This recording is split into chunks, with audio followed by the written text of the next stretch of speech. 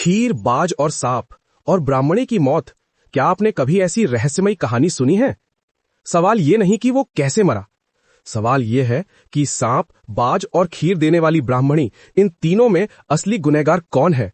नमस्कार दोस्तों, इस सवाल का जवाब जानने के लिए बेताल पच्चीसी की 13वीं कहानी में आपका स्वागत है। आइए सुनते हैं कहानी अपराधी कौन। बनारस में देव स्वामी नाम का एक ब्राह्मण रहता था। उसके हरिदास नाम का पुत्र था। हरिदास की बड़ी सुंदर पत्नी थी, नाम था लावण्यवती। एक दिन वे महल के ऊपर छत पर सो रहे थे कि आधी रात के समय एक गंधर्व कुमार आकाश में घूमता हुआ उधर से निकला। वो लावण्यवती के रूप पर मुग्ध होकर उसे उड़ा कर ले गया। जागने पर हरिदास ने देखा कि उसकी स्त्री नहीं है, तो उसे बड़ा दुख हुआ और वो मरने के लिए तैयार हो गया। लोगों के समझाने पर वो मान तो गया, लेकिन ये सोचकर कि तीर्थ करने से शायद पाप दूर हो जाए और स्त्री मिल जाए, वो घर से निकल पड़ा। चलते चलते वो किसी गांव में एक ब्राह्मण के घर पहुंचा। उसे भूखा देख ब्राह्मणी ने उसे कटोरा भरकर खीर दे दी और तालाब के किनारे बैठकर खाने को कहा। हरिदास खीर लेकर एक पेड़ के नीचे आया और कटोरा वहां रखकर तालाब में हाथ मुंह धोने गया।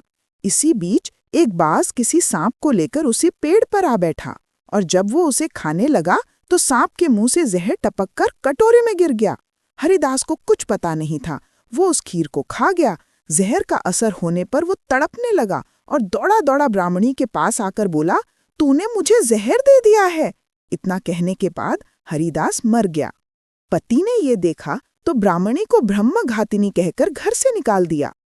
इतना कहकर बेताल बोला, राजन, बताओ कि सांप, बाज और ब्राह्मणी, इन तीनों में अपराधी कौन है? राजा ने कहा, कोई नहीं। सांप तो इसलिए नहीं क्योंकि वो शत्रु के वश में था। बाज इसलिए नहीं क्योंकि वो भूखा था, जो उसे मिल गया उसी को वो खाने लगा। ब्राह्मणी इसलिए नहीं क्योंकि उसने अपना धर्म समझकर उसे खीर दी थी और अच्छी दी थी। जो इन तीनों में से किसी को दोषी कहेगा वो स्वयं दोषी होगा। इसलिए अपराधी ब्राह्मणी का पति था, जिसने बिना विचारे ब्राह्मणी को घर से निकाल दिया। इतना सुनकर बेताल फिर पेड़ पर जा लटका और राजा को वहां जाकर उसे लाना पड़ा।